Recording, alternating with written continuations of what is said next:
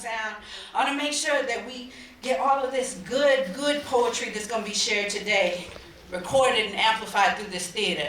Welcome, y'all. Happy Black History Month, everybody. Happy Black History Month, everybody. We know at Torch Literary Arts and at the Carver Museum, we celebrate our beautiful blackness every day, not just in the month of February, but it is especially powerful, right, especially in these times, to unapologetically show up with love, celebration, and joy for our beautiful black selves. Give yourselves a round of applause. If y'all don't know who I am, my name is Amanda Johnston. Yes. Thank you. I am the founder and executive director of Torch Literary Arts. I am also your current poet laureate of the state of Texas. I'm the first black woman to hold the position of Texas Poet Laureate. I'm honored to represent our community, our entire literary community, and especially our black community in that way. But it matters most to me that I'm not the last. So I want you all to continue reading, writing, sharing your works, your creative expression.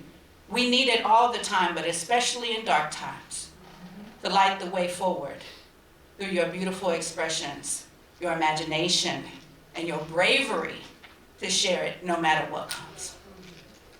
I wrote a poem before we kick off this incredible showcase with two amazing poets that I'm sure you already are familiar with, the incredible Shasparay and Marzetta. Give them a round of applause. You're going to get to hear their incredible work. These women have traveled and shared their work across the country. I mean, we are so lucky to have them here with us in Austin. But I'm going to share one poem. Normally I don't read at Torch events because this is about making opportunities for other black women writers. But being the poet laureate and the founder of Torch, I felt it was important that I write a poem to mark the day. I wrote this poem this morning. It's titled, This Too Is Work. The theme for Black History Month is African Americans and labor.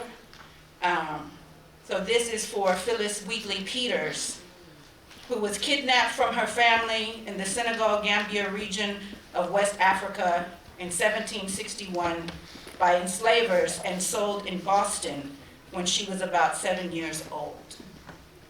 She is considered to be the first African-American author of a published book of poetry. This, too, is work. I know who I am, but these white men want me to show them, prove I am a master of their tongue. They sit me down and say, write.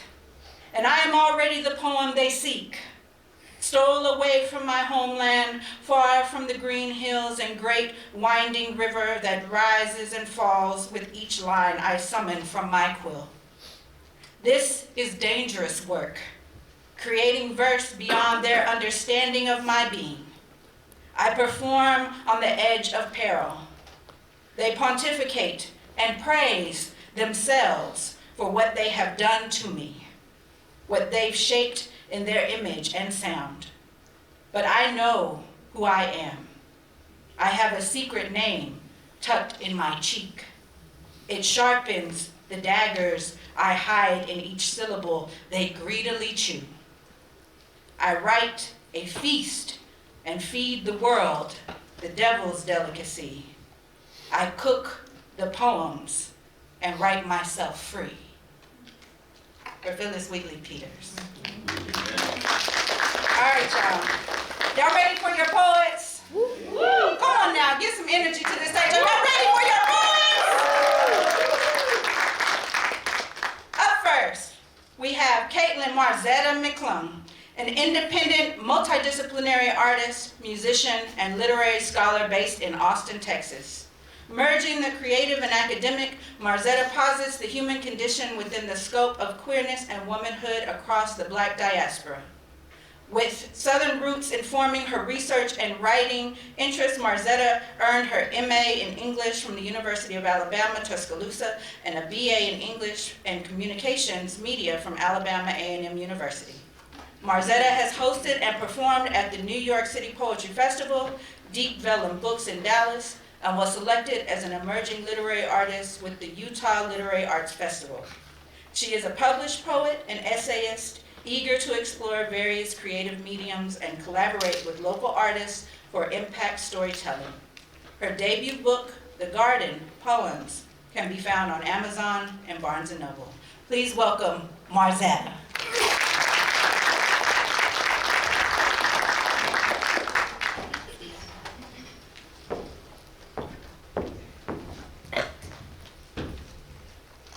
Hey y'all, how y'all doing? Hey. Happy Black History Month. Hey. All right. I'm from Alabama, so the civil rights movement has always been a big part of my life and education. Sometimes when we take my grandma to the doctor, we have to go past the Edmund Pettus Bridge, which is from Bloody Sunday. So I wrote this in reminder of that. Ain't gonna let nobody turn me around, turn me around, turn me around. Ain't gonna let nobody turn me around. I'm gonna keep on marching on, keep on walking on, marching to the freedom land. We have always known how to speak truth and freedom, even when we're forced to learn it in a new language. Revolution and rebellion, community and dance, march and sing through crosses on fire and water from hoses. We got bit and made Who Let the Dogs Out. Mississippi, goddamn, ring the alarm. From Nina to Beyonce, our people been singing freedom for generations. You may take our rights again and call us 3/5 human, but just know we'll keep on singing. Ain't gonna let no president turn me around, turn me around, turn me around. Ain't gonna let no president turn me around. I'm gonna keep on walking on, keep on talking on, marching to the freedom land. Thank you.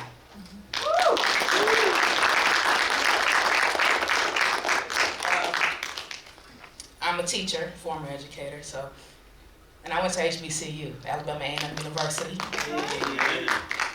So, in spite of what's going on around us, I heavily encourage us to continue to educate ourselves in our communities and go to our schools. Let's get in. I love my HBCU. I'm talking crime mob university.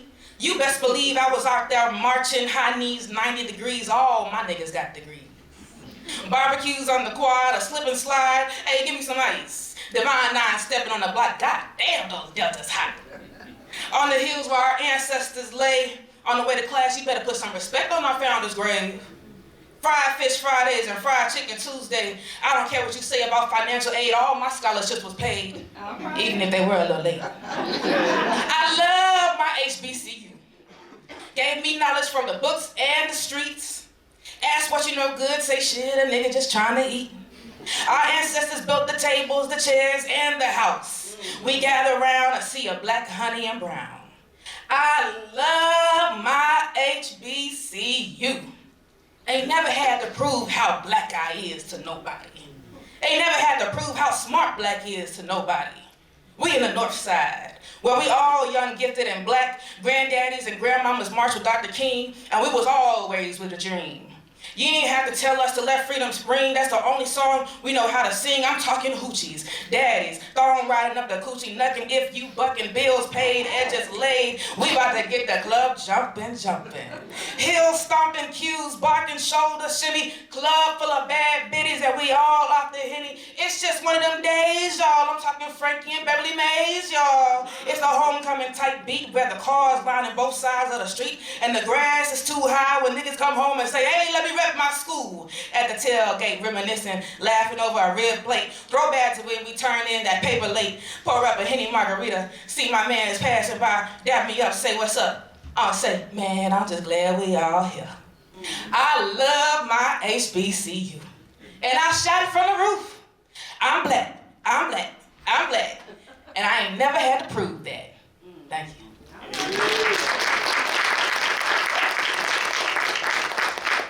I'm gonna read from my book, The Garden Poems. This is a very loved copy.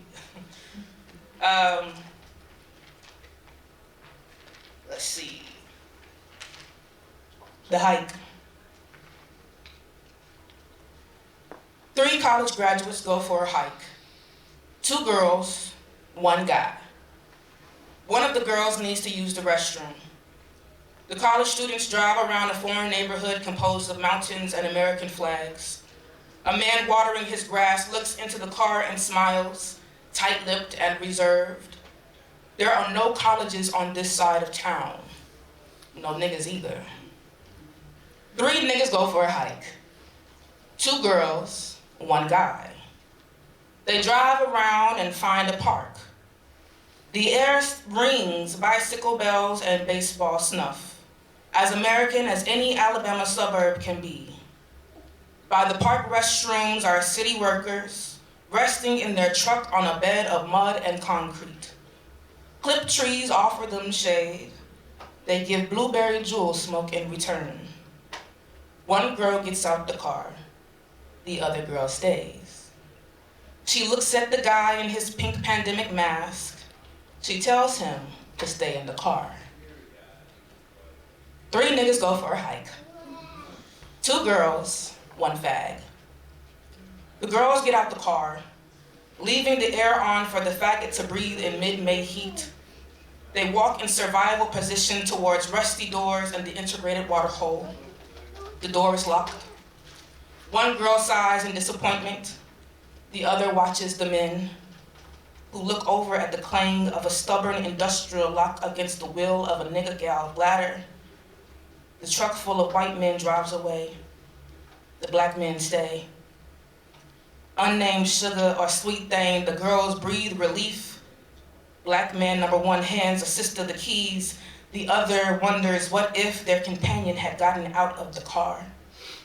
If black man number 2 would have seen a brother or sissy and followed the faggot into the men's room, curious if he takes a piss in the bowl or on the floor. She looks in the mirror and shakes her head clear, comforted with soft affirmations of womanhood, a chameleon of Southern Belle, product of blue magic.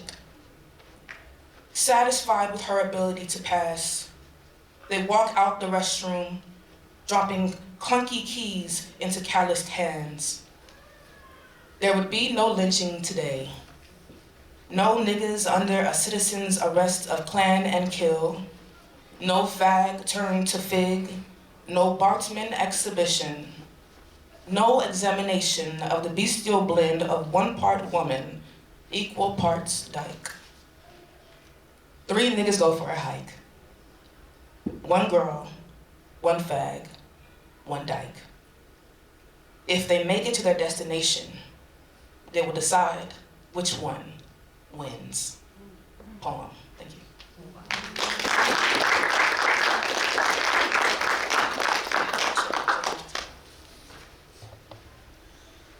Well, one more. It's one of my favorite shows. I know I've been chained. I know I've been chained, but the angels in heaven done signed my name.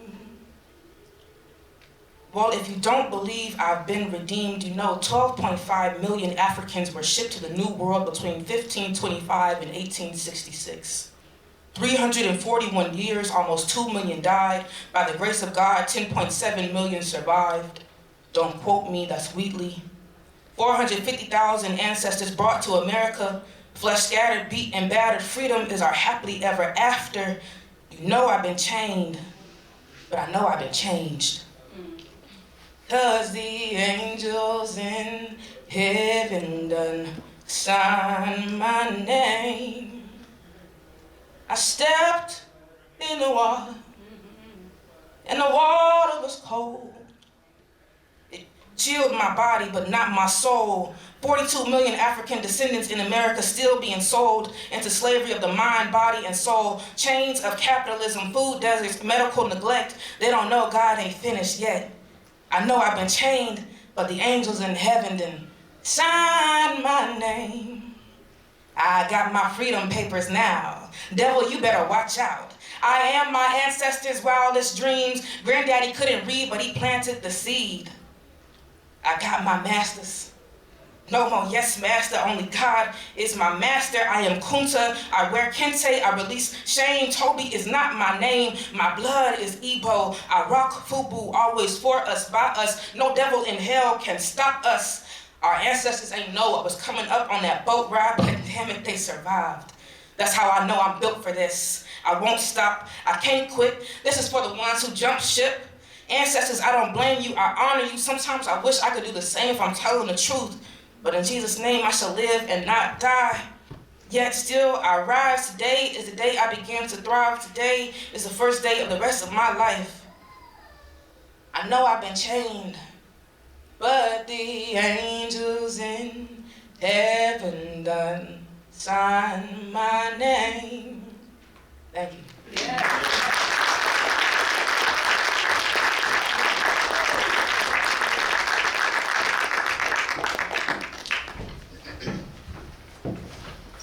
All right, y'all, one more time for Marzetta.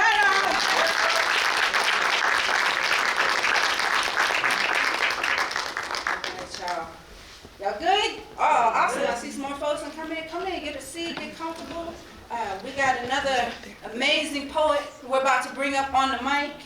Our next poet is Shasparay. They is a multi-hyphenated performing artist born and raised in Austin, Texas. She is the founder and artistic director of the annual Black Arts Matter Festival and is the 2024 Austin Poetry Slam Grandslam champion. Yes, clap for that. She was also the 2022 fourth-ranked woman slam poet in the world. Shasparay completed a master's in arts administration at the Wisconsin School of Business Bolz Center and holds a B.S. in theater from UW-Madison. She was a recipient of the First Wave Hip Hop and Urban Arts Full Tuition Scholarship, a speaker at the 2016 TEDxYouth Austin Conference, and is a national NAACP ACT-SO Gold Medalist.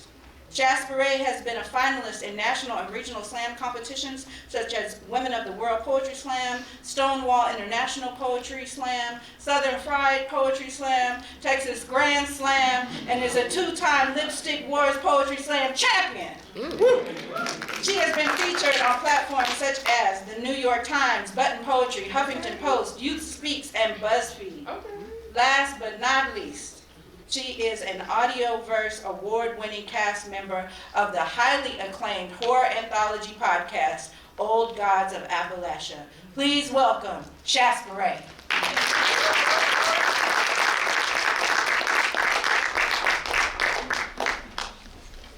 That was long, you didn't have to read all that. That's fair. I did the things, right? How y'all doing? Good? How y'all doing? Happy Black History Month. It's so good to see all you beautiful black people. Yes? Yeah. All right, okay. Well, there's some other colors in the room, but I'm here for. I'm an awkward person. I may be a performer, but I'm awkward. I also believe in community. I was born and raised in Austin. I was born in Brackenridge Hospital, if that means anything to anyone. It don't exist no more, but that's how you know. Yeah. Right. So I believe in community and fellowship. And so what I like to do during my features, if in between poems you have any like probing questions for me, you can ask them. Because I'm an open book and I love to learn, love to get talked to. So yeah. Also, I come from slam poetry. Anyone been to a poetry slam? Okay, a few hands. Get on that, all right? But so in slam, what the energy that you give the poet is the energy you get back. It's a relationship. So there's a thing that you can do is you can make noise. This is like church. So you can, if you hear a line that you like, you can snap, right? Let's practice that. Or you could go, If you hear a bar, I like to say, if I fed you, you could go, That was good, right? You can do whatever, you can just stomp, shout, so you can give me some energy. Yeah. So, yes, this is another Black poem. I'm tired of feeling like I have to apologize for writing them. I know you've heard this before. She made another obituary, y'all. They pretty much summed it all up. I know you know this story, the struggle. The Black boy puts his hands up as if that would keep them from shooting. Another Black girl didn't get a march in her honor. She just fell. Like the tree you questioned even made a sound in the first place. People have asked me to grieve a little quieter. I know you must have come to be entertained. Ain't that what this is, a show? But I'm not dancing today because so many love Black culture more than they love Black people. Like so many love your poems but forget about the person who wrote them. Many would rather me twerk than talk about the target on my back. So this poem is for me. I'm sorry, but when I wrote this, I wasn't thinking about how comfortable you are in your seat. I'm ranting because I'd rather not start a riot. Please, let me spit on this mic. It is keeping me from spitting in a dirty cop's face, yes. I'm the one who floods your Facebook stream with videos of unjust deaths because I want you to acknowledge that people are trying to drown us. I wonder if you will look away and take a sip of that sweet tea that a Black boy died for. Sometimes I feel like I'm just wasting my breath, but I have a responsibility to talk about these things because I am still alive. I'm standing here today because I want you to know that some people think that Black people are too scary. Black people are not the monsters under your bed, but we may be the skeletons in your closet. So I just won't breathe and quiet, because when I don't speak, I'm a threat. Funny how when I speak, I am still a threat. Like they mistook the gap in my mouth as a barrel aimed. I choose to speak for myself before a hashtag does. You'll probably try to blacklist me. I am Afrocentric. You cannot pat my afro down and expect that to tame me. If a Roman salute has become less problematic than a Black fish, then I will always choose the latter. I can still say I'm tired, y'all. Sometimes I forget to pray before bed, but every time I pass a cop car, I call on God. Do you see how this is wrong? Often I want to give up, but then I remember someone needed this poem. Someone forgot that they were fighting for more than just their life. This art is activism. This is a reminder even to myself. So, you may be tired of hearing Black poems, but art was meant to interrupt and the work will never be done. It's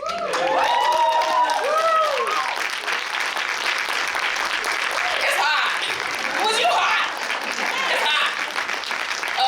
And I'm getting worked up, so yeah, you always forget how them stage lights hit. But yeah, does anyone have a question for me? It can be anything. Yeah. When did you start writing?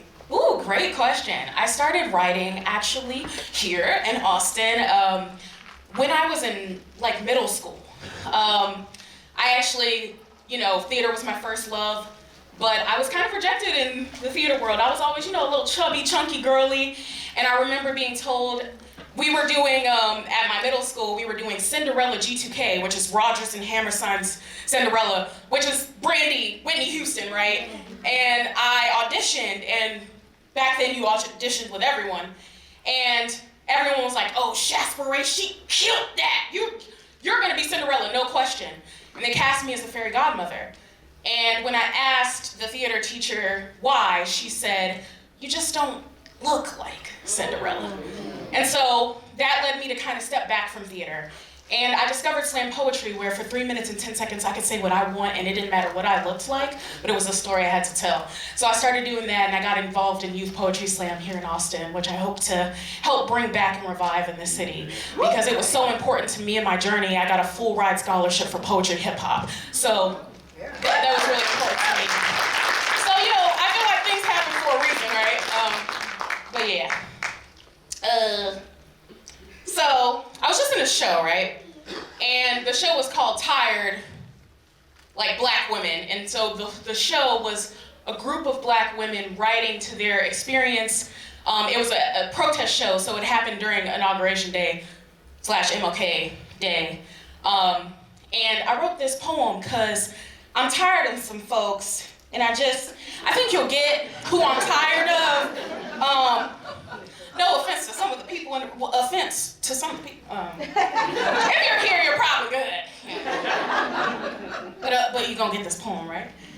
I heard that white women,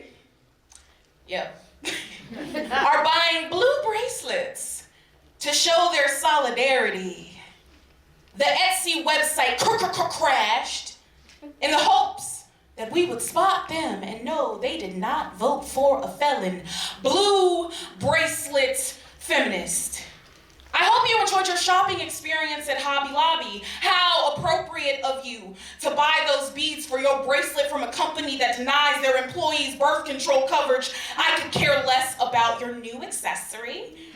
You are an accessory after the fact. While you swear you're one of the good ones, he's still being sworn in, so I could care less about your politics.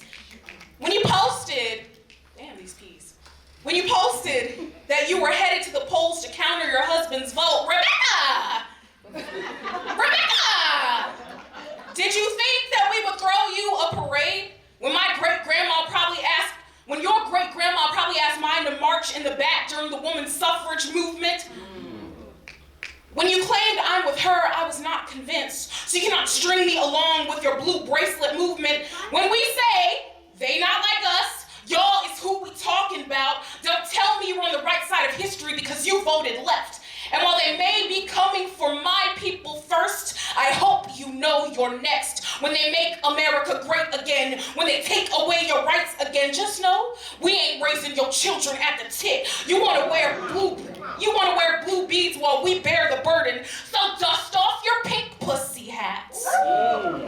This time we will sit on the sidelines. I hope your white Jesus gets your blue fire virtue signal.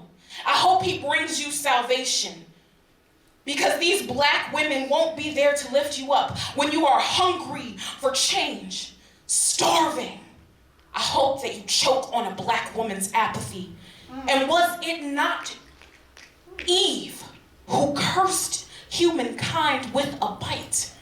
Take your America and eat it too. Because I refuse to be your strange fruit.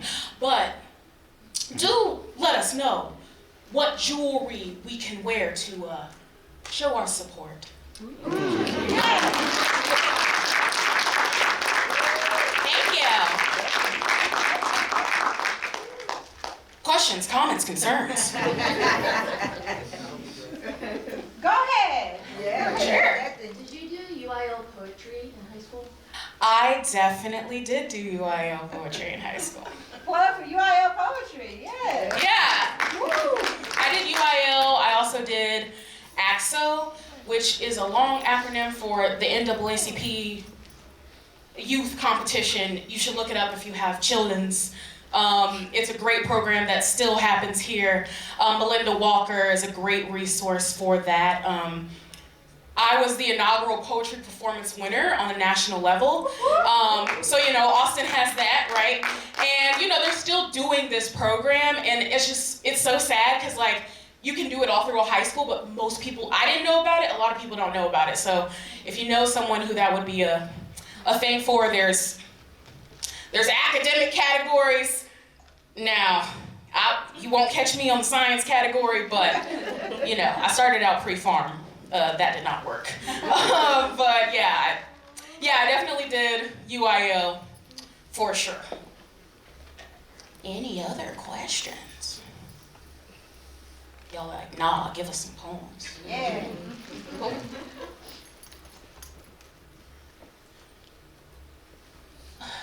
Amanda, did you say, what is this Black History Month dedicated to? You said labor. African Americans and labor. African Americans and labor. Okay, so I got a poem for you then. When you go to work, you're supposed to leave your personal life at the door. Drama has no place in the place of business. It can all wait until the end of the day. So based on this policy that supposedly increases employee productivity, my boss believes that my Blackness is something I should just leave at home. My coworkers and I have talked about everything from religion to political candidates, but apparently institutionalized racism is not a workroom conversation. My manager told me to tone down my Blackness, as if to say my skin is unprofessional, as if to say I'm not welcome. She told me to stop pulling the race card, and all I heard is that I need to stop acknowledging how obviously the deck is stacked against us. Oh! See, I had no problem making me pose for diversity photos, but now I'm just too much, right? Being Afrocentric is not a bad work habit. Clocking in won't cure my melanin. If you're trying to get rid of all the Black things in the office, you're gonna need a lot of whitewash. I can tell you to have several seats, but all your chairs are Black, and I wouldn't want to further your discomfort. If Blackness offends you, please stop telling us to write official documents in Black ink if you believe that the white page is always gonna have more authority. It's also funny how you throw all your garbage away in a Black trash can. It's almost the same thing as when everyone comes to me with their problems and gossip and my baggage don't belong. It's too touchy to talk about. Apparently, I exist in a skin that is too tough to mourn. You want me to take the Black out before it begins to stink when the world swallows Black bodies whole. I'm expected to remain silent. I'm not allowed to speak out against oppression. I should quietly carry my burdens as to not trigger white guilt. This is not an office. It's a graveyard. Tombstones keep getting caught in my throat, but I shouldn't fight it. They should be trying to kill me, but I should go out smiling, right? If I told my employer that watching someone die on Facebook Live felt like attending my own funeral, she would probably tell me I'm disrupting the flow, boss. Master. Massa. I want you to know, I wrote this poem on the clock. That ways, even if you don't get punished, you still gonna pay for this every time. I fill out the application, I check that I am Black, like Maya and Rosa. I'm as Black as the ink it took to print out this resignation letter.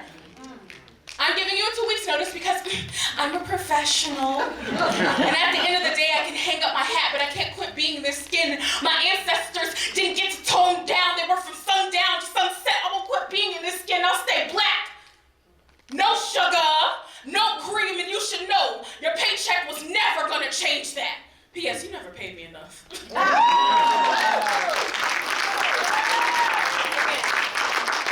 Wrote a poem on slavery. Okay, one more? Yes, yes. Okay. But first, before that, how can people support you? Yeah, how can people support me? You can follow my work and my journey in this thing called being an artist. I'm on Instagram, I'm on Facebook, I'm Shasparay Speaks on Instagram if you want to give me a follow. And yeah, just look out for things that I'm doing in the city around. I'm actually, I have a festival that I'm trying to bring to Austin called the Black Arts Matters Festival. And, with the uncertainty of DEI, I already was experiencing that in the Midwest. So these laws were actually being applied before they were, published federally. So my program actually was canceled in Wisconsin at my alma mater because of it being a Black program. So I'm hoping to bring it here and get more love. It's Texas, so we're gonna see about that. But you can support me by getting a shirt if you'd like. They're dope, I think. You can go to blackartsmattersfestival.org to help support that program. Coming to Austin, and I also just got picked up for my one-person show at the Vortex, so I'm going to be doing 6 performances. It's such a blessing to be able to perform a longer work and combine my loves of theater, poetry, comedy, and to do it all at the same time on a stage. And the Vortex has given me the opportunity, so please show up. That's gonna be in April. Again, you can check it out. You can get tickets right now on the Vortex website, so. So yeah, I'll give an opportunity for like one last question before I get into this next poem. Yeah. What made you want to keep going? Huh? I said, what made you want to keep going? Keep going. What made you want to keep going? Keep going with what? Or just in general? Like Huh? just in general. Yeah, so the question was, what made me want to keep going? I think that's a really important question. I think that community is something that's so central to my life. So being able to show up in spaces like this, being in rooms like this, being invited in rooms like this keeps me going, it feeds me. Being able to perform and use the tools that I've been given, which is, I feel, arts. Arts is my activism, right? So I consider myself an arts activist. And that's just where I move. And so I'm constantly thinking, how can I address this issue through art? How can I maybe change someone's mind, heart, perspective, or bring awareness and education to the world? So that's what keeps me going. I'll say, tired. And that's okay. And you know, do what you can. And where you can is what I always do. And I just know that if I keep showing up this way, in my way, that it's gonna have an impact. So that's what keeps me fueled. Okay, one last poem, y'all. You rocking with me? You still here? Oh wait, you have a question? How long does it take you to write a poem? Do you sit in it, or it's over days or months? That's a great question. It actually depends on how mad I am. The question was like, how long does it take me to write a poem? It definitely depends on how mad I am. So like that poem I wrote about my boss, yeah, that was 2 shifts. I'm telling you, it was 2 shifts. And you know, sometimes it really just takes having the poem in your head and heart. I've sat on a poem for 4 years and not really figured out how to get it out until something clicks and activates me. And so it really just depends. You know, sometimes you gotta write to a deadline, so you write whatever you can, but for me, it really just depends how upset I am. And maybe, depending on the subject, how healed I am from it. Because I think that it's very important. A lot of the times, you know, in Poetry Slam, especially as a youth, you're just told to like kind of pimp out your trauma in a certain sense.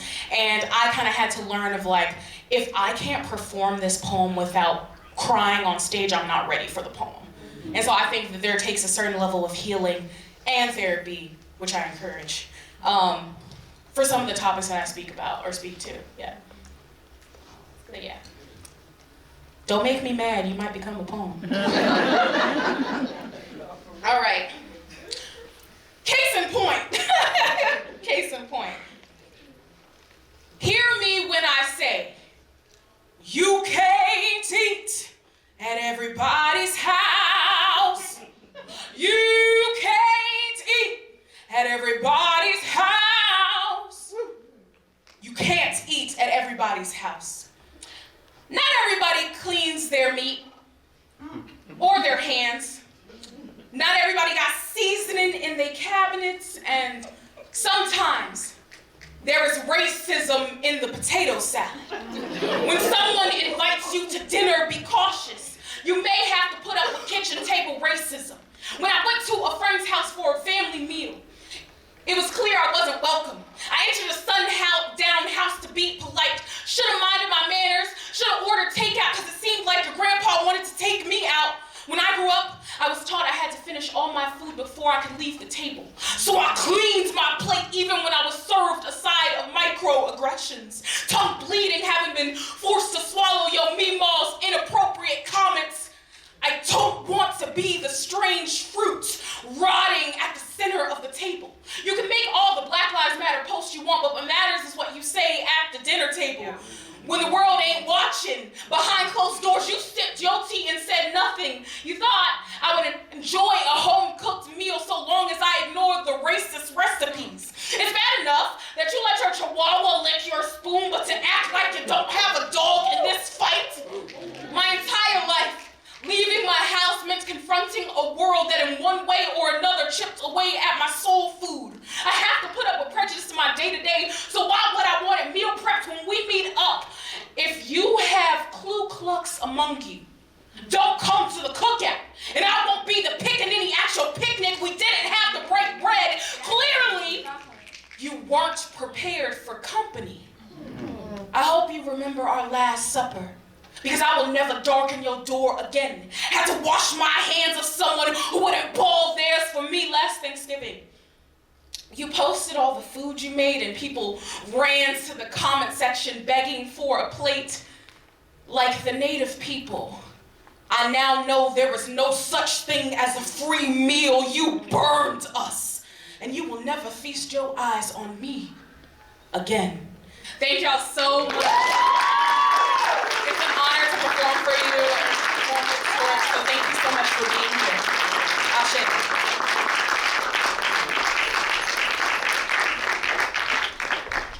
Oh my gosh, give it up again for Shasparay. Give it more for Marzetta. Thank you to the Carver Museum. Thank you to all of you for showing up. We can't do any of this great work if we are not in community together. Yes? Yes?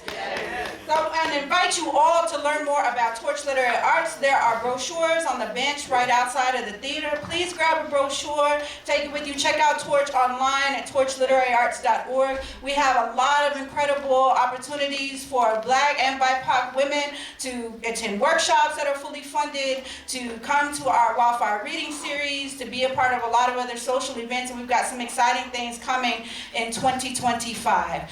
It is Black History Month. We need this support all year round, so if you are able to donate, it would be much appreciated. Again, check out torchliteraryarts.org. My name is Amanda Johnston. Thank you so much for coming.